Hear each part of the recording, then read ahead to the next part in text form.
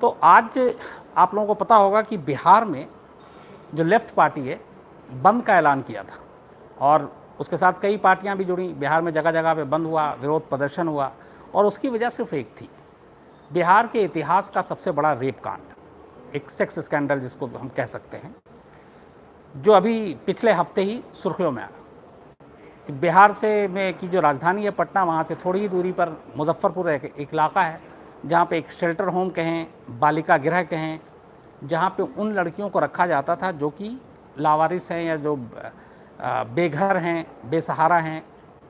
कुछ लड़कियाँ ऐसी भी थीं जो रेड लाइट एरिया में जिनके माँ काम करती हैं और उन्होंने उनको बेहतर भविष्य के लिए वहाँ से अलग करा, दूर किया और उनको ले गए।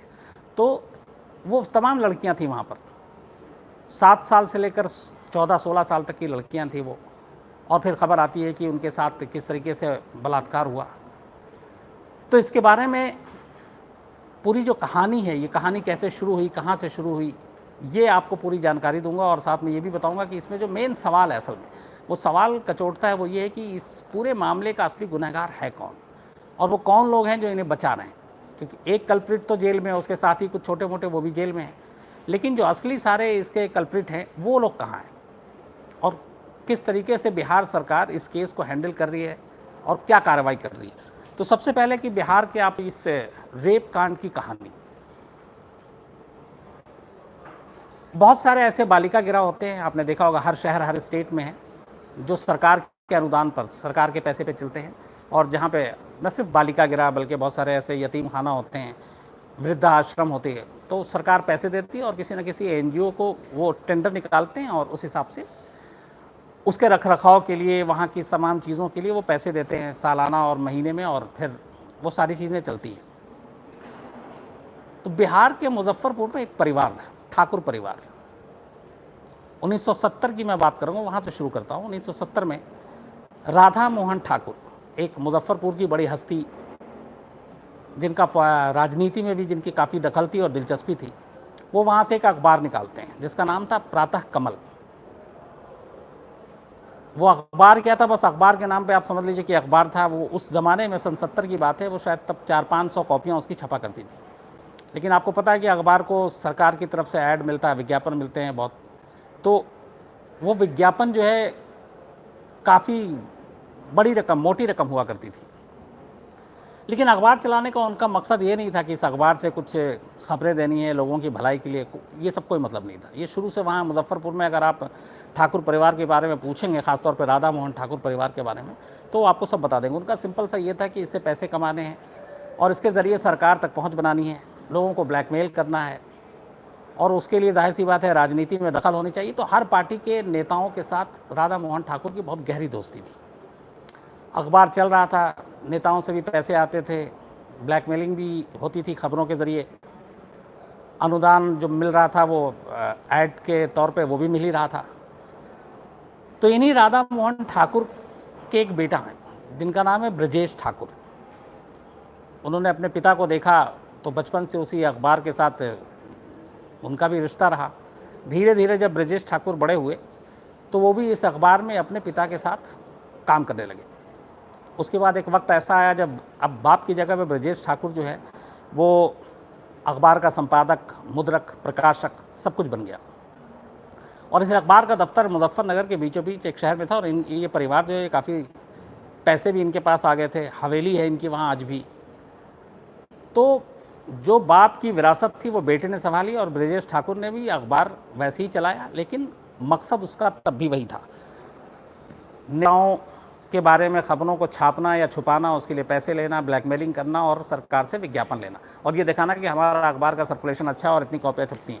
जबकि उल्टा हुआ, 70 में जो कॉपी 500-600 छपती थी वो 2015, 16, 17, 18 आ गया, 40, 50, 60 कॉपियाँ छपने लगी। वो भी ऐसा नहीं है प्रातः कमल था कि डेली छपेगा, लेकिन वो कभी छपता कभी नहीं छपता, ये हालत थी। लेकिन पैसे उनको पूरे मिल रहे थे विज्ञापन के। इसी अखबार के ज़रिए उन्होंने क्या किया कि जब राजनीति में अपनी दखल बनाई, ये ब्रजेश ठाकुर ने उस ज़माने में फिर पॉलिटिकल उसमें सर्किल में भी घूमा और इसकी बड़ी दोस्ती हुई नेताओं से। फिर इसके मन में आया कि क्यों ना चुनाव लड़ें, तो ये चुनाव भी लड़ा। एक आनंद मोहन की पार्टी थी, उसके टिकट पे चुनाव लड़ा, हार गया। उसके बाद निर्दलीय के तौर पे लड़ा, हार गया। फिर इसने आरजेडी, जेडीयू इन सब के नेताओं के बीच बैठना उठना शुरू किया, दोस्ती हो गई। हालांकि फिर चुनाव नहीं लड़ा क्योंकि शायद उसे पता चल गया था जीतेंगे नहीं। सौरभ हेलो, बस मैं आपको कहानी सुना दूँ, आप सबसे बात करेंगे। उसके बाद धीरे धीरे इसने अपना सिक्का जमाना शुरू किया और इस अखबार के बलबूते पे इसने मुजफ्फरपुर में बहुत सारे ऐसे टेंडर हाथे आने शुरू कर दिया, जिसमें एक बालिका गृह था, एक वृद्धाश्रम के नाम पे, एक शौचालय के नाम पे। तो ये सारे पैसे लेने शुरू कर दिए इसने। और इसकी राजनीति में दखल ऑलरेडी बहुत ज़्यादा थी, हर पार्टी के नेताओं के साथ इसकी दोस्ती थी, जितने भी बड़े नेता उन सबके साथ इसकी तस्वीरें भी हैं, दोस्ती भी है। तो पैसे आने शुरू हुए। उसके बाद इसने ये बालिका गृह शुरू किया। इसी बीच नवंबर में पहली बार 2017 नवंबर में एक सरकारी अफसर उस बालिका गृह में निरीक्षण के लिए जाते हैं।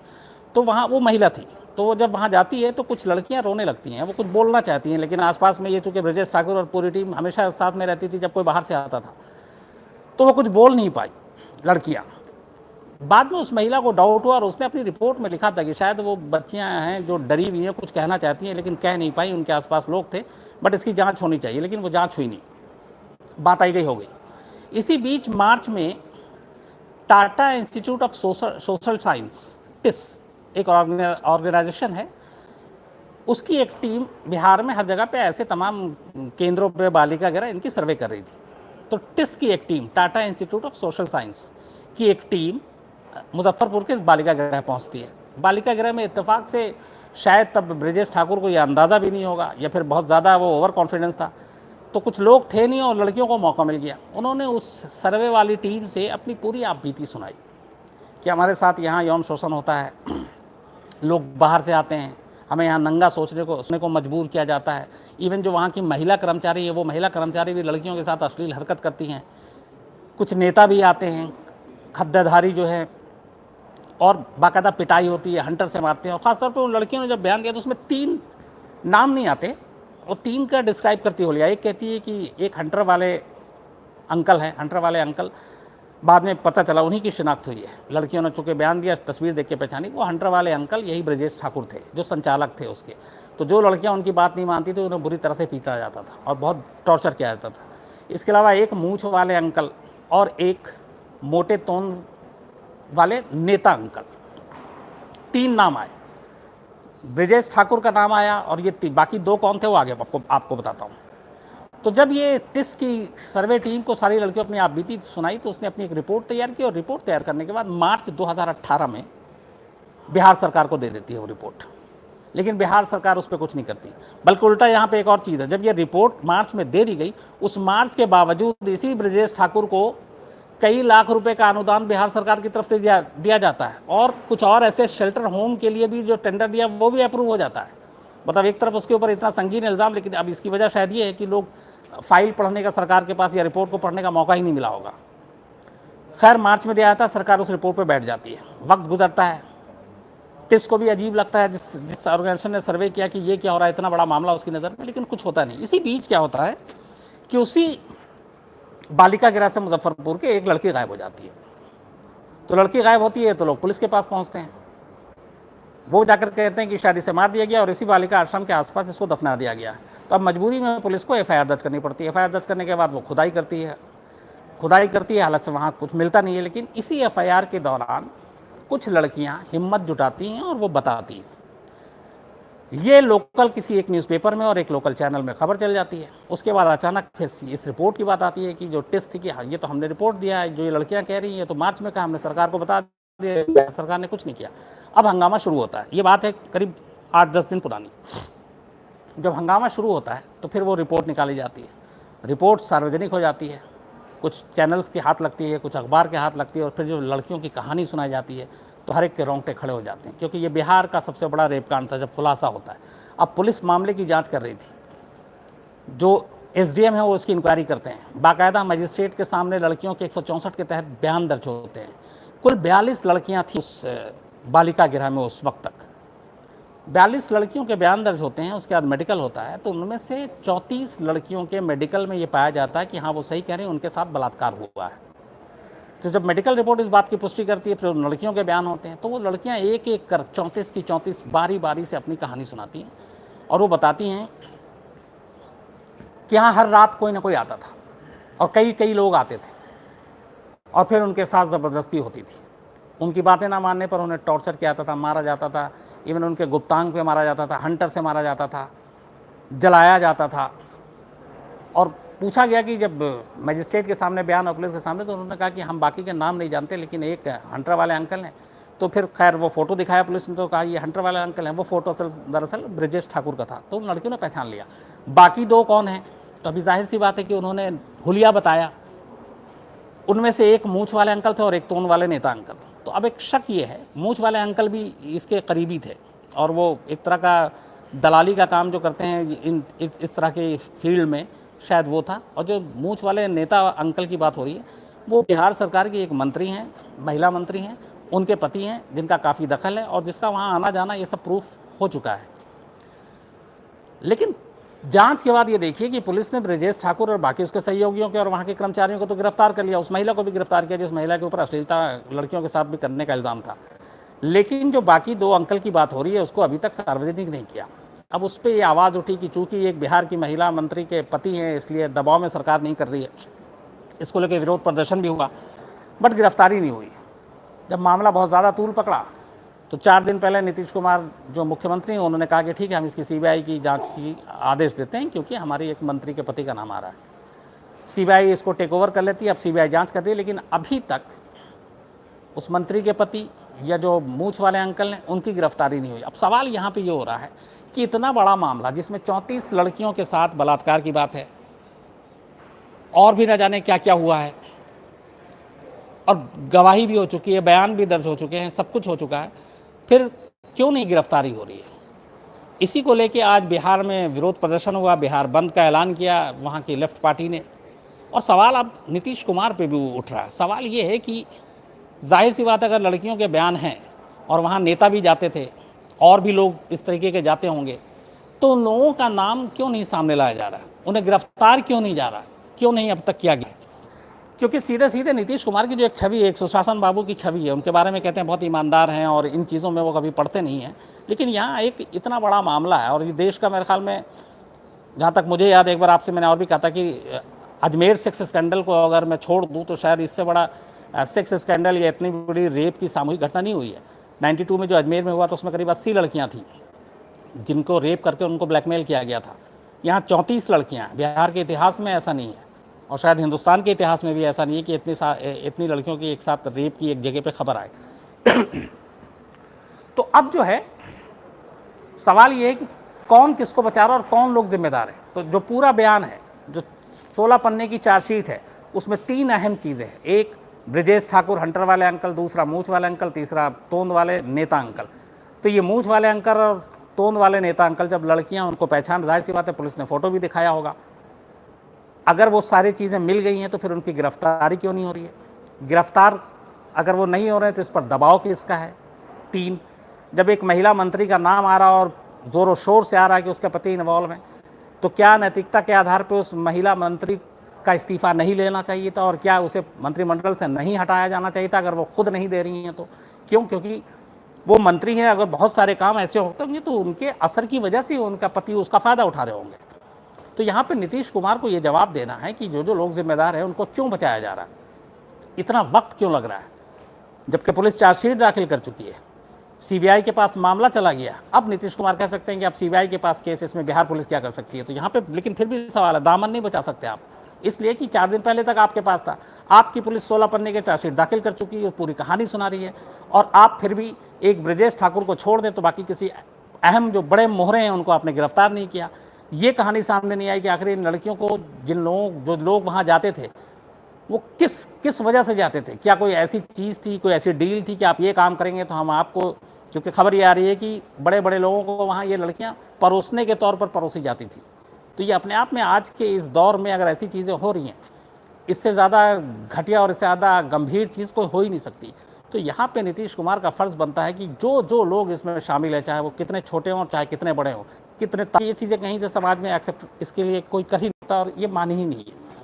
तो मेरा मानना है कि ये जो पूरी आपको कहानी सुनाई, इसकी शुरुआत किस तरीके से हुई और अब इसको आना है, वो जाहिर सी बात है जब तक इसके सारे ताकतवर लोग गिरफ्तार नहीं होंगे, पकड़े नहीं जाएंगे, उन्हें सज़ा नहीं मिलेगी, तब तक। और इसमें चूँकि बहुत सारी माइनर भी, इस बात का ध्यान रखिए, और हमारे यहाँ निर्भया के बाद एक्ट भी बहुत बदल, बात करें तो उन दोनों में बहुत ज़्यादा दूरी नहीं है।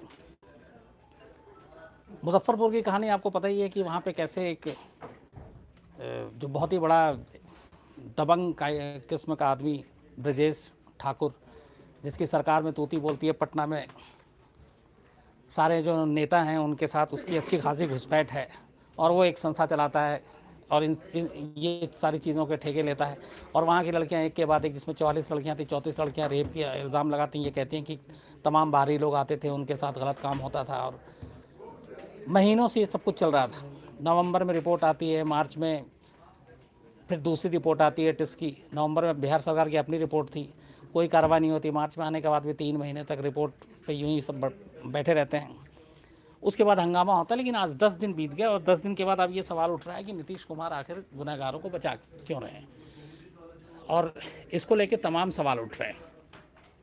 आप में से बहुत सारे लोगों ने देखा होगा, नीतीश कुमार ने बाकायदा एक प्रेस कॉन्फ्रेंस की, जब उनके ऊपर दबाव पड़ा, मामला दिल्ली तक पहुंचा। तेजस्वी यादव दिल्ली पहुंच चुके थे। हालांकि उन्होंने साफ साफ कहा कि वो महागठबंधन के लिए दिल्ली नहीं आए, बल्कि वो इससे नहीं रहे। एकाक बुरा काम होता है, आप लोग उसको लगातार उसी को दिखा रहे हैं। ये वही नीतीश कुमार है जो बिहार में इससे पहले दूसरे शासन में जब इस तरह की चीज़ें होती थी, चाहे लॉ एंड ऑर्डर की बात हो या किसी और, तो वो खुद आके मुखर होकर खड़े होते थे और आवाज़ उठाते थे। आज जब आवाज़ उठाई जा रही है तो उन्हें शिकायत है। दूसरा, उनका कहना है कि कानून अपना काम कर रही है, और जो उनकी जिस मंत्री पे उंगली उठ रही है, जिस मंत्रालय के अंडर में ये मुजफ्फरपुर का जो बालिका गृह आता है, उस मंत्री को, महिला मंत्री को वो हटाने से उन्होंने साफ मना किया। उनका कहना है कि पुलिस और ये बाकी इन्वेस्टिगेशन का काम है, और अभी तक उनका कहीं से कोई नाम नहीं है, कुछ नहीं है, तो हम उन्हें क्यों हटाएं, उनकी गलती क्या है। अब सवाल ये है कि उनकी गलती क्या है। ये वही नीतीश कुमार है जिन्होंने बहुत बार इससे पहले बहुत सारे अलग अलग मुद्दों पे कहा कि, जैसे एक एग्जांपल देता हूँ आपको, कि रेल मंत्री कोई थे और कोई रेल हादसा हुआ था, तो नीतीश कुमार ने कहा था कि नैतिकता के आधार पर उन्हें रेल मंत्री को इस्तीफा दे देना चाहिए था, और ऐसे कई इंसिडेंट हुए हैं। तो यहाँ पे वही सवाल उन्हीं से पूछा जा सकता है कि एक समाज कल्याण मंत्रालय जिसके अंदर में मुजफ्फरपुर का ये बालिका गिरा, जिसकी 34 लड़कियों के साथ बलात्कार की बात, और उस मंत्रालय के पास नवंबर में रिपोर्ट आती है, फिर मार्च में टिस की रिपोर्ट आती है, Tata institute of social science की, उसके बाद बाकायदा जब मेडिकल होता है 34 लड़कियों के रेप की जो है पुष्टि होती है, तो क्या उस महिला कल्याण मंत्रालय की जिम्मेदारी नहीं है, और क्या उस महिला कल्याण मंत्रालय की जो मंत्री हैं उनकी जिम्मेदारी नहीं है, क्या उनकी नैतिकता की जिम्मेदारी नहीं है कि इतना बड़ा मामला होता है और वो अभी भी अपने पद पे बनी हुई हैं, और जबकि ये भी है कि पीछे से उनके पति का भी नाम आ रहा है और वो उनके ऊपर बचाने का इल्ज़ाम है।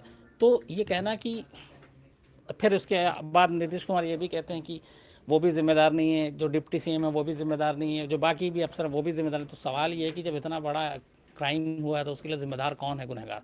सिर्फ एक ब्रजेश ठाकुर, या उसके जो 10 लोग जिनको आपने गिरफ्तार किया है, जो बड़े लोग हैं वो कहाँ हैं, उनकी गिरफ्तारी क्यों नहीं? तो ये एक निराशा हुई थी जब नीतीश कुमार ने इस तरीके की बात की, और फिर साथ साथ उन्होंने ये भी कहा कि हाईकोर्ट की निगरानी में इंक्वायरी हो, जांच हो, उसके बाद सारी चीज़ें हों।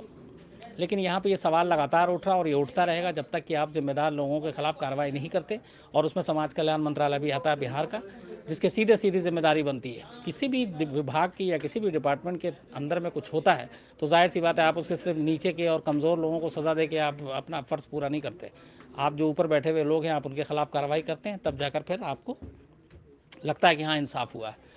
तो ये तो मुजफ्फरपुर का था सवाल जिस पे बात हो रही थी। अब मामला एक देवरिया का आ गया। देवरिया की जो कहानी है, जो क्राइम तक के अपने जो दर्शकों ने बताऊँ, सेम ऐसी एक बालिका गिरा देवरिया में थी।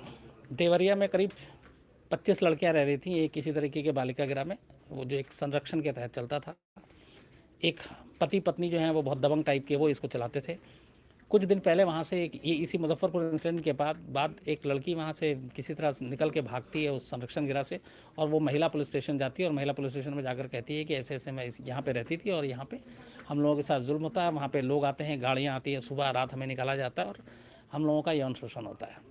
पुलिस के भी फिर हाथ पैर फूलते हैं, पुलिस जाती है वहाँ दबिश डालती है, 24 लड़कियों को वहाँ से बाहर निकालती है। उसके बाद उनके बयान दर्ज होते हैं। बयान दर्ज होता है तो पता चलता है कि देवरिया की इस बालिका गिरह की न सिर्फ लड़कियों को देवरिया बल्कि गोरखपुर और आसपास कहीं कहीं भेजा जाता था, ज़बरदस्ती भेजा जाता था, और नहीं भेजने पे उन्हें पीटा जाता था। उसकी जो मेन संचालिका थी उसको ये लोग मम्मी जी कहती थी। तो जो मम्मी जी जो कहती थी, माँ जैसा शब्द जिसके लिए इस्तेमाल किया था वही इसकी मेन गुनहगार थी, और वो इन लड़कियों को जबरन और ज़बरदस्ती भेजा करती थी। उनका ये भी कहना है कि रात को गाड़ियाँ आती थी, कभी लाल रंग की, कभी काले रंग की, कभी सफ़ेद रंग की, सुबह गाड़ी आती थी, दोपहर को आती थी, और उन गाड़ियों में लड़कियों को वहाँ से भेज दिया था तक। तो लाइनें ऐसी ऐसी हैं कि ये संरक्षण गिरा नहीं, बल्कि एक तरह से ब्रोथल या चकला घर टाइप का मामला था कि वहाँ पे जो भी लड़कियाँ रहती थी उनसे ज़बरदस्ती ये चीज़ें करवाई जाती थी। तो ये कहानी भी लगभग वैसी है। अब जाहिर सी बात है, वहाँ पे जब ये मामला उठा तो शोर उठा, तो अब यूपी के मुख्यमंत्री ने फ़ौरन जो है वहाँ के डीएम है उनको सस्पेंड कर दिया है, जो इसके संचालक हस्बैंड वाइफ थे उनको अरेस्ट कर लिया है, और जो बाकी कुछ अफसर थे जो उनको भी सस्पेंड कर दिया गया है, और जांच के आदेश दे दिए गए हैं। तो ये तो देवरिया की बात रही, लेकिन एक शक और सवाल हमेशा उठता रहता है कि क्या ये सिर्फ मुजफ्फरपुर और देवरिया तक की कहानी है, बाकी सब जगह सिस्टम ठीक है, बाकी सब जगह सही चल रहा है? ये सवाल बहुत सारे लोगों के मन में है। तो अगर आप देखें तो सच्चाई जहाँ से आती है, जो चीज़ पकड़ी जाती है, हम उसी की बात करते हैं।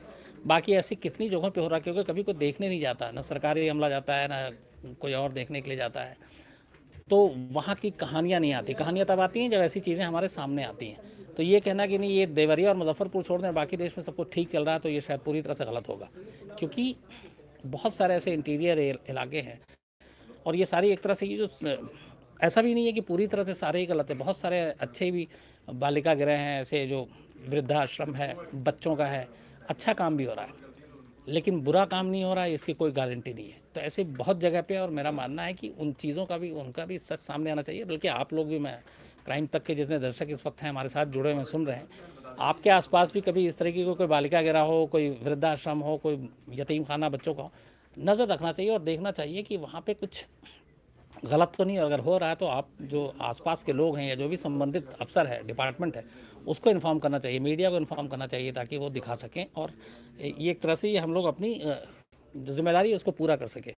तो अब मुझे लगता है कि देवरिया और मुजफ्फरपुर के तो बाकी जगह पे अलर्ट होगा, रेड भी होगा, सरकार भी जाएगी, झांकेगी, देखेगी, ताकि और ऐसी चीज़ उसके ऊपर बदनामी की वजह ना बने, और मीडिया अपना काम कर ही रही। हम लोग भी बहुत सारी ऐसी जगहों पे जाकर स्टिंग ऑपरेशन के ज़रिए वहाँ की सच्चाई पता लगाने की कोशिश कर रहे हैं। हमारे कई रिपोर्टर्स इस वक्त भी लगे हुए हैं इस पूरे मामले में, अलग अलग स्टेट में, कि वहाँ ऐसा कुछ हो रहा है तो हम उसे दिखाएं और आप तक पहुँचाएँ। लेकिन ये फ़र्ज़ ये है कि चूँकि ये बहुत ही अजीब, एक जिसे हम जितना भी कहें कि कम है जो शर्मिंदगी का, उस तरह का क्राइम है, और ऐसे क्राइम को न सिर्फ रोकने की जिम्मेदारी है, बल्कि जो इसके गुनहगार हैं उनको सज़ा दिलाना, और ऐसे तमाम ताकतवर लोगों को पकड़ के सामने लाना और उनको सलाखों के पीछे ले जाना, ये बहुत ज़रूरी है। तो आपसे लगातार हम लोगों की बात होती रहती, जो हमारे साथ नए जुड़े हैं, और जो अब तक क्राइम तक का ये की बातचीत है हम लोगों की रात 9 बजे।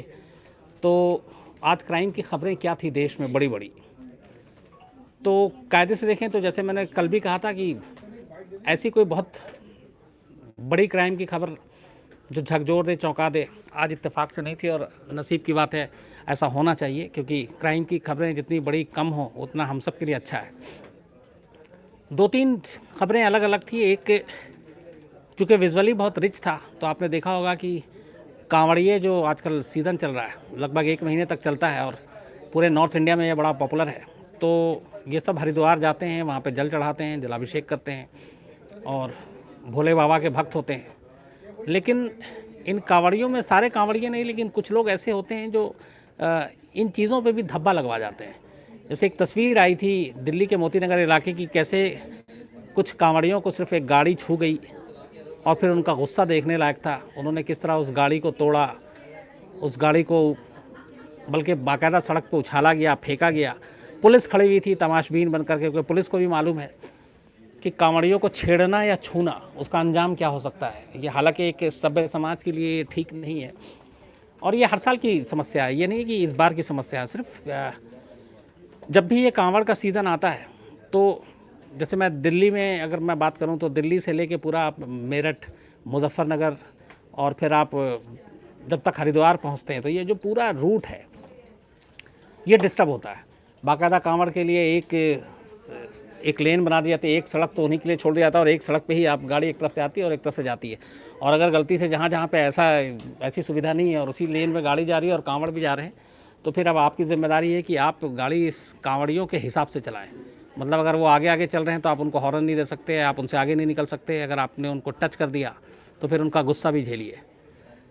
तमाम पुलिस प्रशासन के इंतज़ाम होते हैं, लेकिन सिर्फ कहने को होते हैं, क्योंकि हर बार कुछ ना कुछ इस तरह के उग्र प्रदर्शन भी होते हैं, कई हादसे भी होते हैं, जिसके बाद मारा मारी होती है, हिंसा होता है। लेकिन जो दिल्ली के मोती नगर में जो कुछ हुआ वो ये बताता है कि इन सब चीज़ों की जब तक इनको लेकर राजनीति होगी, इसको धर्म से जोड़ा जाएगा, तो फिर वो चीज़ें जो है वो सही नहीं होंगी।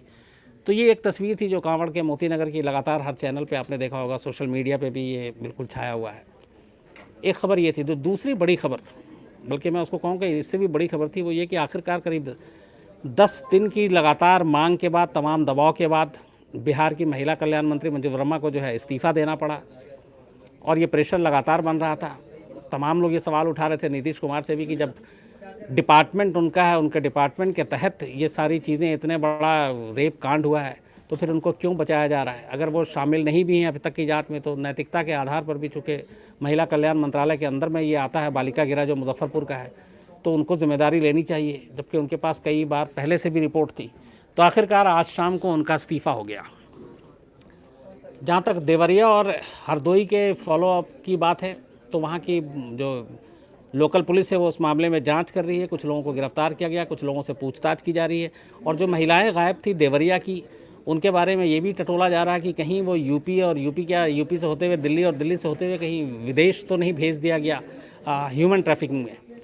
तो ये सारी जांच चल रही है। उधर जो मेन एक्यूज्ड ब्रजेश ठाकुर मुजफ्फरपुर कांड का है, उसको जब आज अस्पताल से कोर्ट ले जाया जा रहा था, तो उसने बाकायदा कहा कि वो जो महिला कल्याण मंत्री हैं उनके पति के साथ उनकी दोस्ती थी, बातचीत करता था।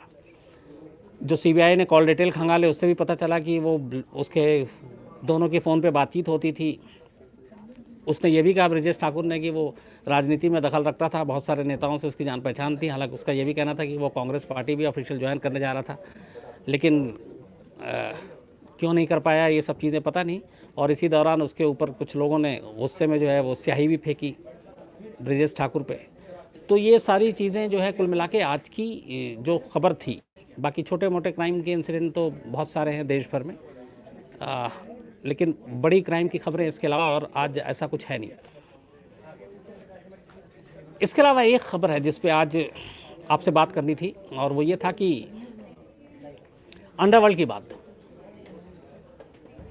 दाऊद इब्राहिम डी कंपनी के नाम से, जो जिसको हम उसका सीईओ भी कहते हैं, 1993 ब्लास्ट का आरोपी है, अंडरवर्ल्ड डॉन, और 93 से भागा हुआ है। लगभग 25 साल हो गए वो। उसके बारे में खबर ये है कि वो पाकिस्तान में है। पाकिस्तान सरकार, पाकिस्तानी खुफिया एजेंसी ISI और पाकिस्तानी सेना ने उसको संरक्षण दे रखा है, और वो वहीं कराची के क्लिफ्टन रोड में रहता है। बट खबर दाऊद की नहीं है, खबर है उसके लेफ़्ट हैंड की। बल्कि दाऊद के मेन जो ट्रस्टी में से एक है, जिसको हम लेफ्ट हैंड भी कहते हैं, और दाऊद इब्राहिम का अघोषित PRO प्रवक्ता, उसका नाम है छोटा शकील।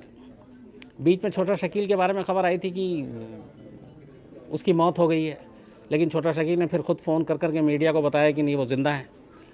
इसके बाद फिर खबर आई कि दाऊद इब्राहिम के साथ मनमुटाव हो गया है अनीस इब्राहिम के साथ रिश्ते को लेकर, क्योंकि दाऊद अनीस इब्राहिम को ज़्यादा भाव दे रहे थे और छोटा शकील को कम। तो इसके बाद फिर छोटा शकील, ये भी खबर आई कि पाकिस्तान छोड़ के बैंकॉक पहुंच गया और वहां उसने डी कंपनी से नाता तोड़ लिया। लेकिन फिर खबर ये भी आई कि पाकिस्तानी खुफिया एजेंसी ISI और सेना ने कहा कि नहीं, तुम्हारा वहाँ अलग बैंकॉक में ठहरना और रहना ख़तरनाक है, दूसरी एजेंसियाँ तुम्हें, ख़ासतौर पर भारत सरकार पकड़ भी सकती है। तो फिर उन दोनों के बीच में मनमुटाव दूर कराया गया। फिर खबर आई कि दाऊद के साथ छोटा शकील के रिश्ते बेहतर हो गए और वो ठीक हो गया और वो वापस कराची आ गया। लेकिन कराची में वो जहाँ दाऊद के साथ पहले रहता था, उससे अलग उसी क्लिफ्टन रोड पे उसने एक अलग घर लिया और फिर वो वहाँ रहता, और शान की ज़िंदगी छोटा शकील वहाँ पे जी रहा था। लेकिन खबर ये नहीं कि छोटा शकील की आपको पूरी कहानी से बताऊँ। एक छोटा शकील के बारे में बड़ी खबर ये आई है कि छोटा शकील के बारे में हम जब भी बात करते हैं तो छोटा शकील का एक ही चेहरा है जो बहुत पहले का है। हमारे पास छोटा शकील का पुरानी तस्वीर है। तो छोटा शकील जैसे दाऊद इब्राहिम का भी हाल में आपने देखा होगा, बहुत ज़माने के बाद फ़ोटो आया था, और क्योंकि उससे पहले हमारे पास जो दाऊद इब्राहिम के बारे में जो हम इमेजिन करते हैं, तो शारजा में स्टेडियम में बैठा हुआ वो सिगरेट पीता हुआ वही दाऊद इब्राहिम दिखाई देता है। लेकिन उसको भी 25 साल हो गए, अब दाऊद की उम्र बड़ी हो गई। तो अगर मैं छोटा शकील की आपको बात करूँ तो थोड़ा सा तुम जूम करो, ये एक फ़ोटो है जिसको छोटा शकील को हम लोग जब भी देखते हैं, हालांकि इनको आप साइड कर दीजिए, लेकिन ये भी विदेश में इनके ऊपर भी कुछ इल्ज़ाम थे, लेकिन ये छोटा शकील है। तो एक यही चेहरा है जो अब तक हम सब देखते आए थे और छोटा शकील को हम इसी चेहरे से पहचानते हैं। ख़बर ये है कि हम लोगों के पास छोटा शकील का एक बिल्कुल ताज़ा जो एक तस्वीर है उसकी, वो हाथ लगी है। बट इस तस्वीर को आप तक हम पहुंचाते और दिखाते कि ये छोटा शकील बिल्कुल अब वो है, क्योंकि वो जो तस्वीर दिखाई आपको 93 की थी, लेकिन अब जो नई तस्वीर आई है इसको पहले जो हमारी एजेंसियां हैं, जो पुलिस है, इन लोगों ने भी इसको कंफर्म किया है कि हाँ ये छोटा शकील ही है और ये इसकी सबसे ताज़ा फ़ोटो। दीपक, मैं ये चाहूँगा कि तुम एक बार, ये है तो ये छोटा शकील की जो 93 की इमेज थी जो हम लोग पहले देखते थे वो, और अब ये छोटा शकील की लेटेस्ट फ़ोटो, तो ये तस्वीर हाथ लगी है। और जो हमारी एजेंसियां हैं ये भी बताऊं कि ये तस्वीर सिर्फ ऐसा नहीं कि हम कंफर्म नहीं करके, मतलब सिर्फ कहीं से किसी ने भेजा और हम आपको दिखा रहे हैं। बाकायदा पुलिस ने और बाकी एजेंसियां ने इसको कंफर्म किया कि ये छोटा शकील ही है और छोटा शकील की ये तस्वीर है। तो अब तक दाऊद कैसा दिखता था ये हमने आपको कुछ दिन पहले दिखाया था, उसकी तस्वीर आई थी नहीं। अब छोटा शकील 93 के बाद, क्योंकि ये भी दाऊद के साथ निकल लिया था यहाँ से, उसके बाद से कैसा दिखता है ये तस्वीर आई है। अब सवाल ये कि छोटा शकील है क्या। दाऊद के बारे में तो हम लोग बहुत सारी बातें करते हैं। दाऊद के जितने भी बिजनेस हैं, अब दाऊद इब्राहिम सिर्फ एक अंडरवर्ल्ड डॉन नहीं रहा है। दाऊद इब्राहिम अब एक तरह की पूरी एक कंपनी चलाता है, इसीलिए उसको डी कंपनी का सीईओ कहते हैं। चाहे वो म्यूज़िक इंडस्ट्री हो, पायरेसी हो, सट्टा हो, आपका रियल एस्टेट का बिज़नेस हो, गोल्ड का हो, डायमंड का हो, ऐसे तमाम धंधों में डी कंपनी इन्वॉल्व है। और उसके जो धंधे हैं न सिर्फ यूएई में, दुबई में, लंदन में, साउथ अफ्रीका में, बल्कि कई अफ्रीकी देश में भी है। और वो अलग अलग नाम से अलग अलग कंपनियां जो चलाता है वो अलग अलग नाम से चलाता है। दुबई में बाकायदा बहुत सारे ऐसे प्रोजेक्ट हैं जो रियल एस्टेट के, जो दाऊद के हैं, और वहाँ पे बाकायदा वो बड़े बड़े बिल्डिंग अपार्टमेंट्स बनाता है और बेचता है। और उसमें ये भी था कि हिंदुस्तान के कई बड़े नाम आए थे कि उनका भी अपार्टमेंट और फ्लैट है उस बिल्डिंग में। बट ये सारा काम वो वाइट करके करता है, मतलब जो लोकल बड़े चेहरे होते हैं उनको अपने साथ मिला लेता है और उनको आगे रख के ये सारा बिज़नेस करता है। तो छोटा शकील इस पूरे बिज़नेस जो दाऊद का एम्पायर है, कायदे से इसकी देख रेख करने वाला, उसका पूरा फाइनेंस, उसका बिज़नेस कैसे आगे बढ़े, ये सारी चीज़ें छोटा शकील करता है। और छोटा शकील का दाऊद पे बहुत ट्रस्ट है और दाऊद छोटा शकील को बहुत मानता है। तो जो उसका पूरा बिज़नेस है, जो फाइनेंस है, वो सारी चीज़ें छोटा शकील देखता है। इसके अलावा जो मुंबई में आप उगाही की बात करें, चाहे फिल्म इंडस्ट्री हो या फिर पायरेसी, म्यूज़िक, या ये सारी चीज़ें, ये भी छोटा शकील के ही ज़िम्मे है सारा काम। लेकिन गड़बड़ ये हुई थी कि पहले एक ज़माने में अबू सालेम, आपको याद होगा, अबू सालेम को पुर्तगाल से डिपोर्ट किया गया था और वो मुंबई 93 ब्लास्ट में इस वक्त ऑर्थर रोड जेल में बंद है मुंबई में। अबू सालेम पे ये इल्ज़ाम था, अभी हाल में संजू फिल्म भी आई थी, उसमें कहानी एक बार फिर ज़िंदा हुई कि जो संजय दत्त को AK-56 राइफ़ल दिया गया था, वो राइफ़ल लेकर ट्रक में अबू सालेम ही गया था संजय दत्त के घर। ये बाकायदा दस्तावेज़ है, कोर्ट के हियरिंग में भी है और फैसले में भी है। तो उसी सिलसिले में अबू सालेम को गिरफ़्तार किया गया था और अबू सालेम जेल में। लेकिन अबू सालेम से भी एक वक्त छोटा शकील की लड़ाई हुई थी, क्योंकि अबू सालेम धीरे धीरे दाऊद के करीब जा रहा था और छोटा शकील को ये बात पसंद नहीं थी। तो खैर उसके बाद अबू सालेम का भी झगड़ा हो गया, दाऊद से अलग हो गया और फिर वो भाग गया और पुर्तगाल पहुंचा और फिर वहाँ से यहाँ आया। तो डी कंपनी से उसका फिर बाद में वास्ता नहीं रहा। लेकिन उसके बाद छोटा शकील का डी कंपनी में सब कुछ ठीक ठाक चल रहा था। तभी दाऊद के जो भाई अनीस इब्राहिम है, उसके साथ थोड़ी सी फिर अनबन हो गई, क्योंकि दाऊद ने थोड़ा अनीस इब्राहिम को बढ़ावा देना शुरू किया। जो अंडरवर्ल्ड की खबरें नज़दीक से जानते हैं वो जानते हैं इस बात को। तो बिज़नेस में, डिसीज़न लेने में, ये सारी चीज़ों में अनीस इब्राहिम को थोड़ा ज़्यादा महत्व दिया जाने लगा और ये बात कहीं ना कहीं फिर छोटा शकील को खटकने लगी। और कहते हैं इसी बात पे अनीस इब्राहिम और छोटा शकील में हमेशा अनबन हुई, लड़ाई होती रहती थी और इसको लेकर दाऊद भी परेशान था। फिर बात यहाँ तक पहुँची कि छोटा शकील लगभग डी कंपनी से अलग हो गया था। हालांकि फिर बाद में अब ये है कि छोटा शकील वापस जो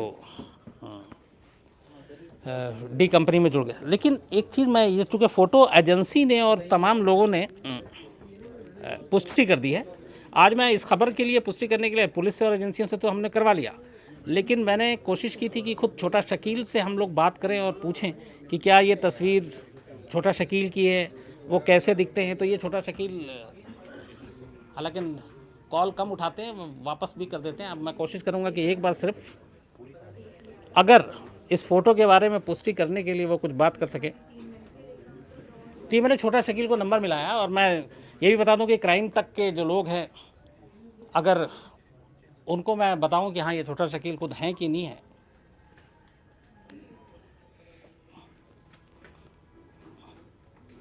कोशिश करूंगा। हालांकि दिन भर मैं 3-4 बार कर चुका हूं, और ऐसा होता नहीं है। जनरली जब आप कॉल करते हैं तो उधर से SMS या कॉल ज़रूर आ जाता है।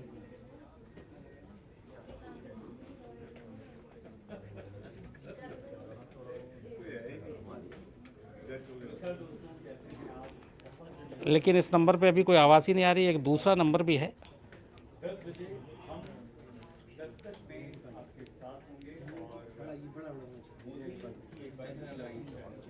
तो मैं आपसे बात भी कर रहा हूँ, लेकिन कोशिश कर रहा हूँ कि एक बार, ताकि ये डी कंपनी के साथ रिश्ते ठीक हैं, या ये तस्वीर जो जिसको एजेंसी ने हमारी कही है कि हाँ ये छोटा शकील ही है, अगर वो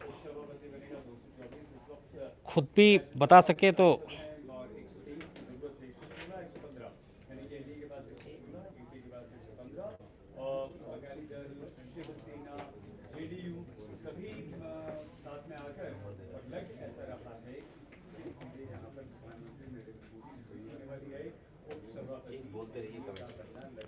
मिलाने की कोशिश कर रहा हूँ।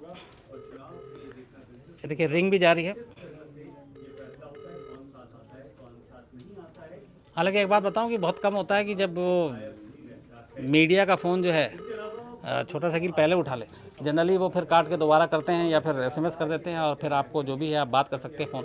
तो मैंने इस हैसियत से ये फ़ोन मिलाया कि डी कंपनी में अगर वाकई कोई अघोषित प्रवक्ता है, PRO है, तो वो छोटा शकील ही है। तो डी कंपनी के बारे में कुछ सवाल है, अगर वो उठाते हैं और बात होती है। घंटी जा रही है लगातार, लेकिन उठाया नहीं, काट दिया। हो सकता है जब तक हम बात करें फिर से शायद कॉल आ जाए या SMS आ जाए। लेकिन सौरभ अग्रवाल ने बोला कि आपके उसे नंबर कैसे हैं और क्या कर रहे हैं, और India is this person as a terrorist. Saurabh साहब, ऐसा कुछ नहीं है। ये सारे नंबर हमारे पुलिस के पास है, CBI के पास है, एजेंसी के पास है, सबके पास है, और सब बात भी करते हैं। उन्हें पता भी है कहाँ है। लेकिन पाकिस्तान के साथ हमारा ट्रीटी नहीं है, और पाकिस्तान गवर्नमेंट कभी कहती नहीं है खुलकर, जबकि दुनिया को मालूम है कि पाकिस्तान में ये लोग कहाँ हैं।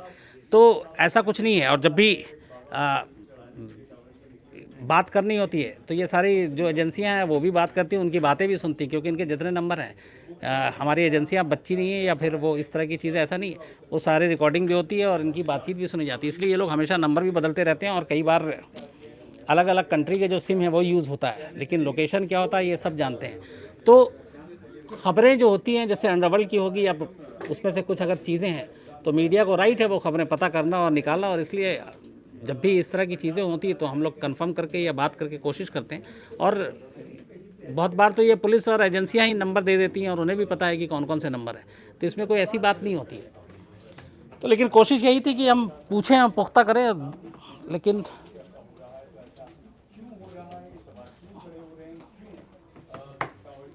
फ़ोन जो है वो शायद जब आएगा, तो अगर इस बीच में आ गया, जब से आप जब तक आपसे बात कर रहा हूँ तो ठीक है, अगर नहीं आता है तो फिर बाद में अगर बात होती है तो मैं आपको अगली बार ज़रूर बताऊंगा। लेकिन कुल मिला के फिर मैं आपको अंडरवर्ल्ड की यही बताता था कि छोटा शकील का डी कंपनी में जो जो जो पोजीशन है वो यही कि वो पूरा फाइनेंस संभालने वाला। और अब ये पता नहीं, क्योंकि दाऊद के बारे में लगातार ये भी खबर आ रही है कि दाऊद बहुत बीमार रहता है, दाऊद के बहुत सारी बीमारियां हैं और वो एक्टिवली बहुत ज़्यादा इन्वॉल्व नहीं है। तो क्या अब दाऊद अपना जो सारा साम्राज्य है वो अपने भाइयों के हवाले करेगा, या फिर छोटा शकील जैसे जो उसके ट्रस्टी हैं उनका क्या रोल होगा? इन सब को लेके भी डी कंपनी के अंदर से खबर अंडरवर्ल्ड से आती रहती है। तो वो हम लोगों को अभी चूँकि सारे बाहर ही हैं, हिंदुस्तान में तो है नहीं। तो अब देखना ये होगा कि ये लोग आगे जब होता है तो उसमें क्या चीज़ें आती हैं। तो फ़िलहाल छोटा शकील के बारे में यही हमने कोशिश की, लेकिन